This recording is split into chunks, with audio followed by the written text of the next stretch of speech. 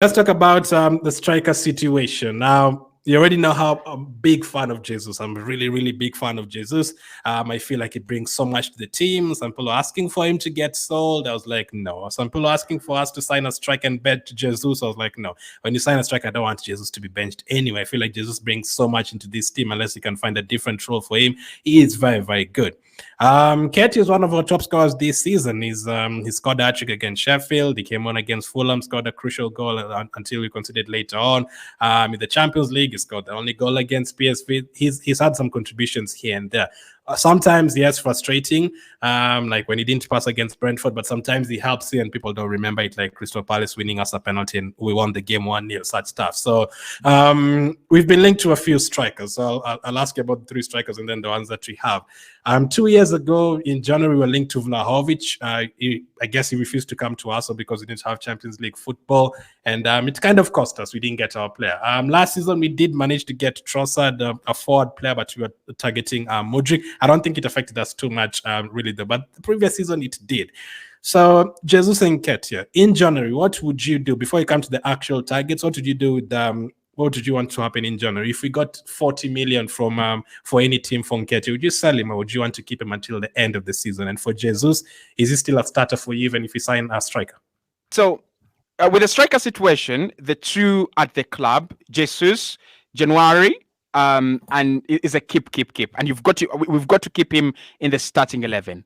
Edin Nketiah is a keep as well until this summer, right? And I believe there's so many things that happen behind the scenes that fans don't understand and fans don't get to know about, right? There's some decisions that are taken and we will question them. We will never understand them, but they're taken because of the things that are prevailing behind the scenes. Like, I never understood Edin Nketiah's contract extension. I never understood it, and why he's earning a lot of money. The same thing with Reece Nelson. But I trust Mikel and I trust Edu that they have seen something, and therefore they're trying to optimize the opportunities in it. The only 2 guarantees we have here as number 9s is Edin Nketiah and Gabriel Jesus. We have seen it work for them. They have actually brought us thus far.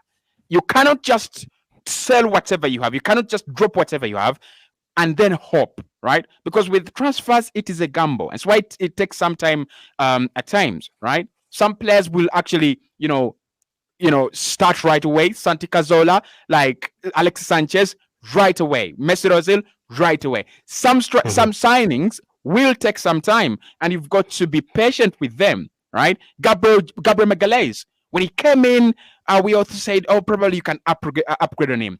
This season, he's not a player to be upgraded on. He's a player to keep, right?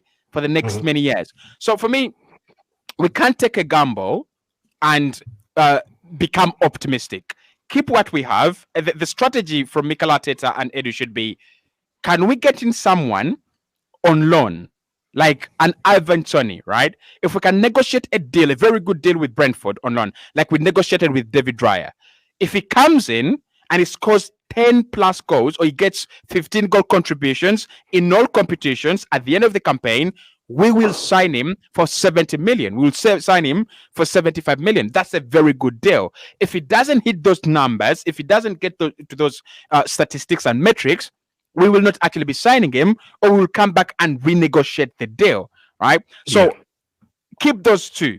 Absolutely keep those 2. Do not make the mistake of letting Eddie go, because he's the only he's the only player that we have at the moment that is happy not to be playing. And when he comes on, when he gets the chance, he will impact. I think he hit the post against Wolverhampton Wanderers, and I'm like, that is unlucky, because he needs to be scoring every time when he gets the chance. That will actually help us market him, but then that also keeps him active as a player. It keeps him as part of the useful squad. So I'll keep both of them, and I don't plan to drop Gabriel Jesus. Like, there are not so many strikers that are like Gabriel Jesus. Like, actually, the one player I would think about is Marcus Thuram at the moment at Inter Milan.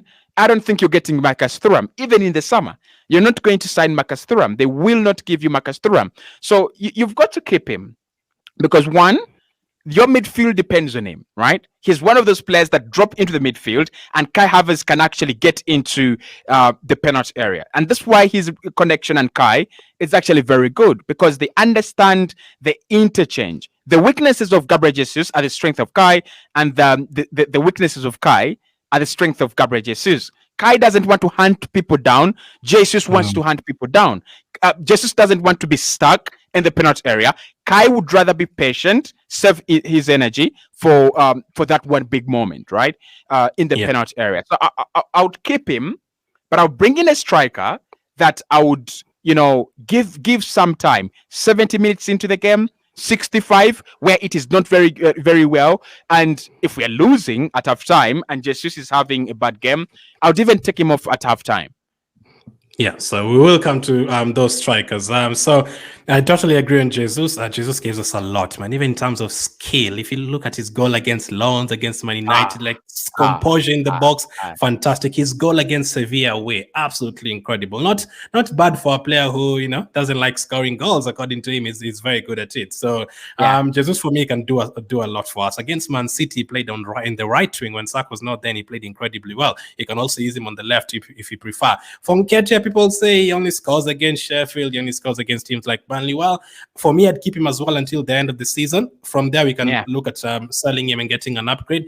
But if he's going to score against those teams, play him against those teams in the FA Cup, but play him against Sheffield in the league, play him against Burnley in the league. It's going to help us in those games, and you can rest the others. And then at the end of the season, we can rethink about it. Let's keep his form up, and then by then we can maybe potentially get more money. But with all that said, we still think we need a third striker. Last season, I didn't think we needed a striker. I was okay with what Odegaard was giving, what Martinelli was giving, or Saka was giving. But this season, I've seen that we definitely do need a striker. Now, before we go to the Serie A one, let's focus on Ivan Toney first before we come to the other link in the Premier League. So, what do you think of Ivan Toney? For me, I've been thinking he's been out. I know he's been training and all that, but he's been out of football for so long. There's always a chance if you sign him in that January, he'll take two months to be back to full fitness and full speed, and that will already be too late for us because you're in a title race, So what do you think of him, or do you think that does not affect him at all? He's just going to hit the ground running right away?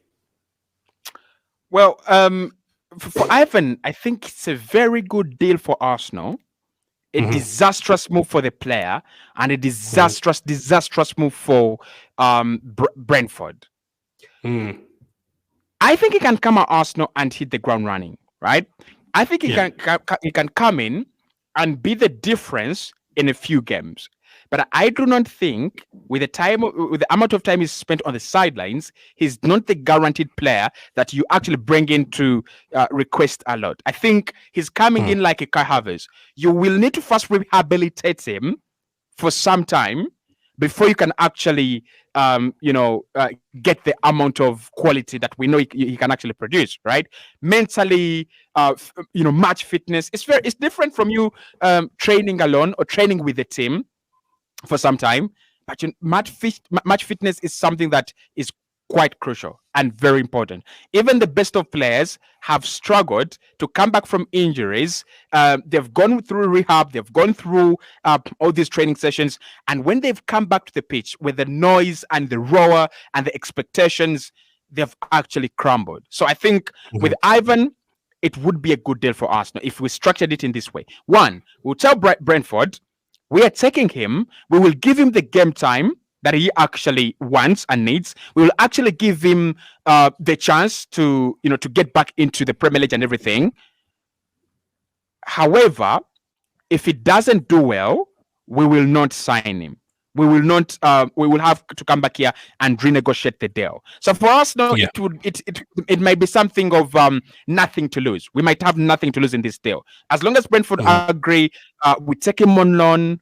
We look at his his development. We look at what he can provide. More like the Odegaard, the Odegaard deal. We can pay $1 million or $2 million and then have him for the rest of the campaign. But why I think this is a disastrous move for Ivan Toney, and why I think it might not be a good one for us actually in the end. The amount of pressure this guy is going to be under to deliver. We're talking about an Arsenal that is being chased by Liverpool and an Arsenal that is being chased by a Man City were just welcoming back Kevin De Bruyne and Erling Haaland, that partnership. So the amount of quality he must produce within a very short period of time, and also within a very short period of time, ever since him coming back on the pitch, it's going to be immense. And I don't think he's going to have 90 minutes to do that. He's going to be coming in from the bench like 10 minutes, 20 minutes, or at times 25.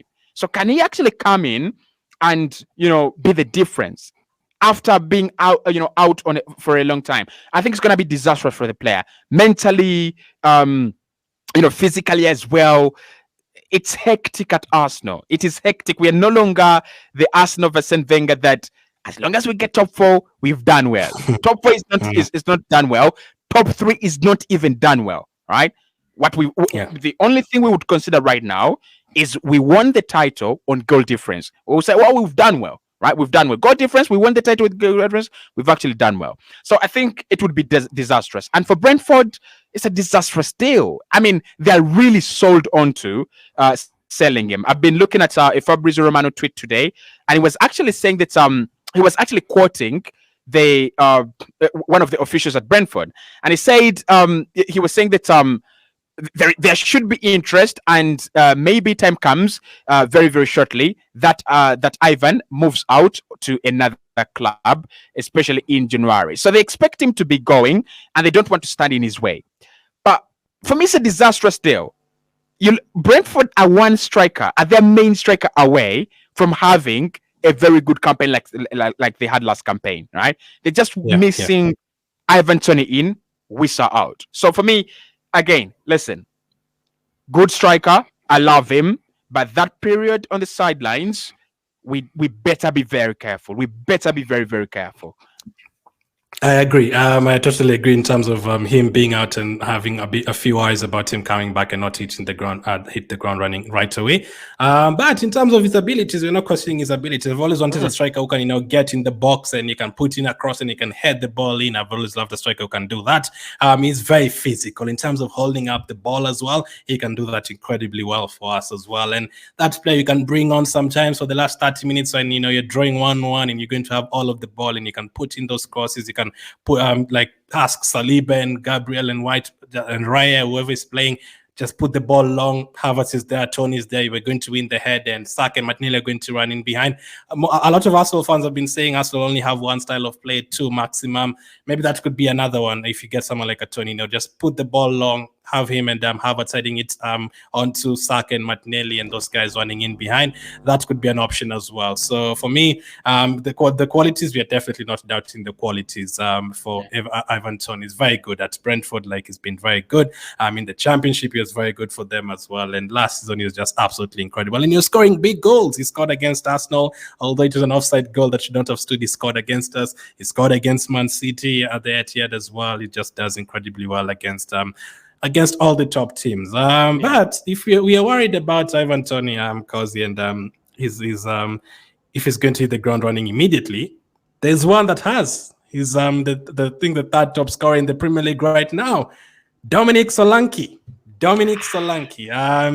For me, when I had this, I was like, oh my goodness. Obviously, I always say, whenever the likes of Arteta link to a player, I'm like, okay, whatever, just get him. But for him, he's done very well this season, but I always imagine, I saw him at Chelsea, the pressure was too much. I saw him at Liverpool, the pressure was too much as well. So could he come to Arsenal and hit the ground running like that?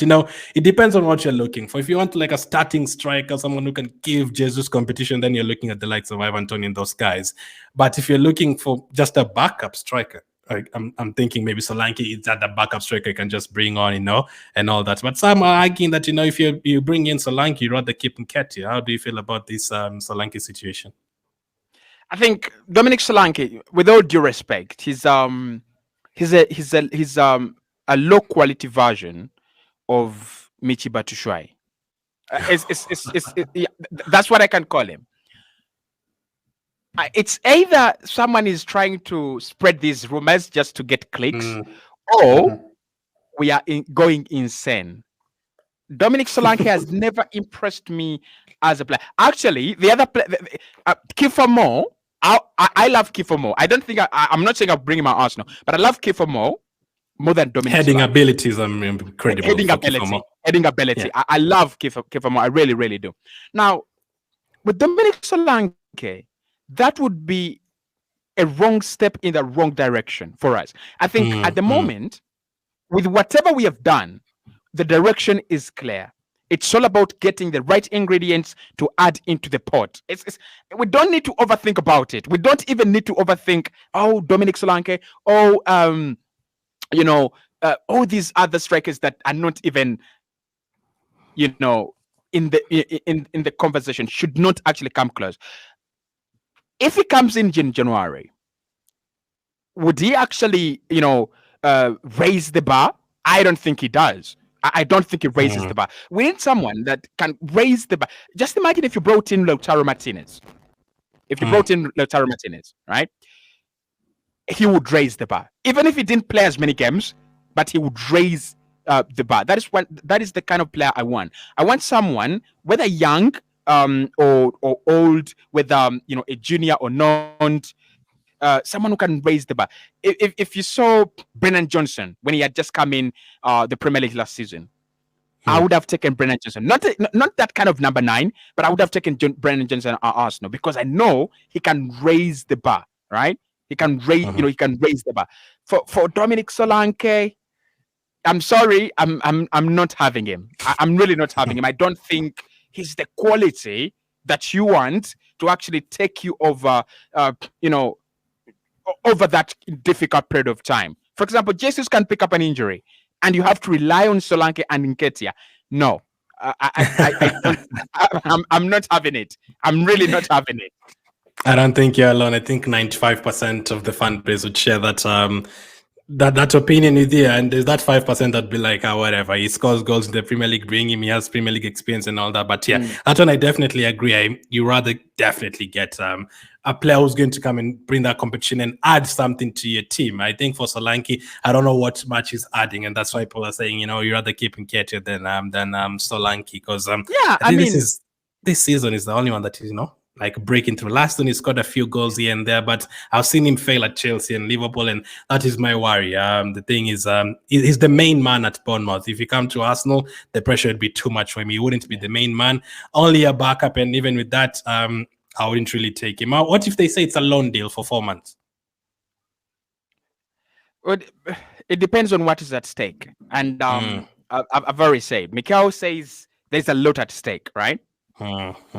What is at stake this season is you sign a player in January, and they have to deliver results right away in the knockout stages of the Champions League, right away in the knockout stages of the FA Cup, and they have to match the quality Liverpool and Man City are producing. So is he a Julian Alvarez? I don't think he is. Is he a Cody Gakpo coming off the bench to deputize Darwin Núñez and Jota? Is he a Jota? No, he's not. So that is the class of strikers I think Arsenal just need to stay away from. Solanke, Kalasic, Matthias Cunha, that's class of striker. They can do well, right? They can do well wherever they are, but they're not your go-to top 4 guys. Yeah, Jimenez, Vinicius, those guys at Fulham. Vinicius. No.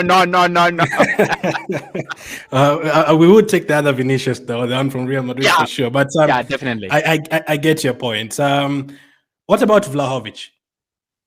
Well, Dusan Vlahovic is having a bit of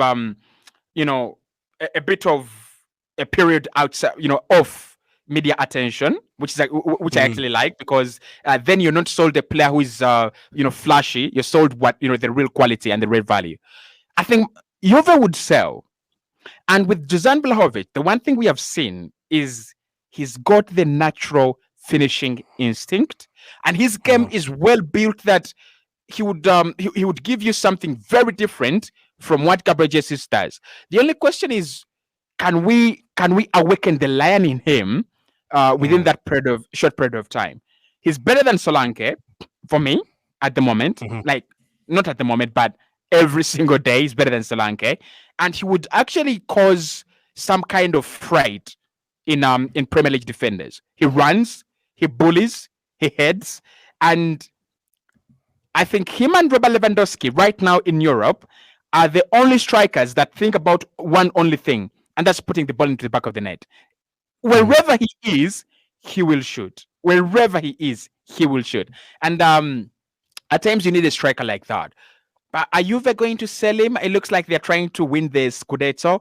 There will be a question there, but I don't think they have a very good relationship between him and Juve. I think if a club like Arsenal came in right now, his agent would consider packing up the bags.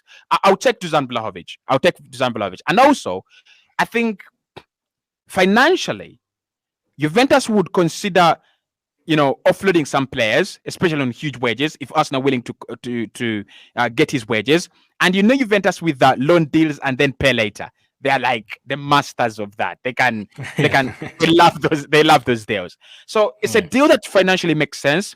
Do you think he would go in excess of 60 million euros if we were to sign him at the moment? I wouldn't pay him all that sum, so it would be probably less than that. Yeah, less than that. Yeah. So I think if you are willing to go less than 60 million euros, it's a deal that financially makes a lot of sense for Arsenal because, again, he's another polish and shine striker. He has already proven that, he loves the goals and his understanding of the game is very, very high, like top notch. I would actually take him. I'll take him in January. I'll take him. Interesting. So this question is put to you. Sign Ivan Toney in January, permanent deal from Brentford, and then hopefully you can hit the ground running. Or you wait until the end of the season and you signed Osimhen for the next 4 or 5 years. What would you do? That's a difficult question, man. That's a very difficult question. And it's a question that I kind of created for myself 3 years ago when I said that Victor Osimhen has not had a big season on the scene. Jesus Christ. He's now had, he now has a big season and I'm kind of stranded and stuck. But this is what I would say with Osimhen and Toney. If Victor Osimhen is seriously going to join Arsenal in the summer, seriously, I would risk it. I would risk not signing a striker. In January. There's a lot at stake, I know, but I would risk it and go for Victor Osimhen in the summer. And this is my thinking. Victor Osimhen's market value is just going to go up. It's not going to go down. It's just going to go up. That's number one. Secondly, I think Victor Osimhen as a player has developed a lot in the last 2 years, like really, really a lot. So I think what Mikel would actually want to work on with him is his pressing ability, right? He's creating very well. He's linking up very well. I've seen him with the likes of Kvaratskhelia and the likes of Anguissa. He's linking up very well, and he can also play with another striker up top. So you've seen him play with Giacomo Raspadori at Napoli up top, and the partnership is actually working out very well. So I think he has a lot to his game than Toney. I don't know if I'm wrong about this, but I think he's got a lot to his game than Toney, and he scores so many types of goals, like very many types of goals. The headers are unbelievable. Like for his size, he's tall, but if his size, you would expect him to be, bullied around a little bit. But his positioning is very good, and his head is actually, unbelievable. So I would risk it. And also for 113 million pounds, I would risk it. Yeah, I would risk it for Osimhen. He's also quite young, younger than Toney. Tony's about to turn 28, and Osimhen is 24. So maybe investing for a longer period. But I hear you'd like to see what other people would say about that. I'll put a poll on that. Whether they'd rather sign Ivan Toney in January or Osimhen at the end of the season. But whatever we do, we definitely need to sign players in January. So just one number, Cozy. How many players do you think we should sign in January to win this title and go find the Champions League? 4. Wow, that would be a lot. I don't think we've ever signed 4 players in January. I remember back in the day, there's some Januaries where we never signed anyone. There's some Januaries where we brought players on loan like Denis Suarez. God, we brought in players like Karlstrom in another January. I think Montreal came in another January as well. And then I think the best was the one where we got Aubameyang in January, but we rarely signed players in January. But we saw the impact we had last season. Trossard and Jorginho coming on in that January, it helped us. So for me, I'd say 3. I'd say a midfielder, striker, and I don't know. Someone told me you don't just sign defenders because they're injured. They'd come back and you'll have too many defenders. But I'm still thinking a defender to come and help out our players. So defender, midfielder, and striker. What is the other position for the 4th player? I would go 2 midfielders. And it's very hard to find midfielders lying around there in January. Like, it's one of those positions where you're not going to get one. Like, you see, you with Jakub Kiwior, you could get a guy like Jakub Kiwior in January if you have your money. 10 million, 50 million, you can get. But with midfielders, quality midfielders, it's something that it's rare. Like, to start with, you can't get one in the Premier League. You just can't get one. It's quite tough. It's quite tough. Yeah, no Premier League team is going to give you. I don't think you will get one in Spain as well. Those teams are really heavily reliant on their midfields. So you have to go Germany. You have to go Italy. You have to go France. Okay. So, but I would want 2 midfielders. I want 2 midfielders in this Arsenal team. Both of them on loan, but just to make sure that we have the quality, we have the numbers, right? Just to have the numbers. I don't care. Just have them there, and we can deal with with the quality issue in the summer. I would go with a forward, but for me, I would want a winger. I want kind of a winger, and then I would want a striker, right? Yeah. At defense, I think Arsenal can kind of roll through. I think we can roll through. But for me, I'm not convinced with Martinelli, Trossard, and Saka. We might need to bring in someone who can do some wonders in January. I mean, I'm not saying replace them. I'm saying that it wouldn't hurt. It really wouldn't hurt. Like, we were looking at Pedro Neto. It wouldn't hurt, right? To add someone. To add someone, add someone. Just add someone. Let us know what you think about the striker situation. You can check out the other videos we've done as well. We've talked about Arsenal's defense and Arsenal's best defense when everyone is fit. We've also done another one talking about Havertz and praising his rise so far, his upturn in form. But let us know what you think about all that. Thank you for watching, and catch up with you guys on the next one.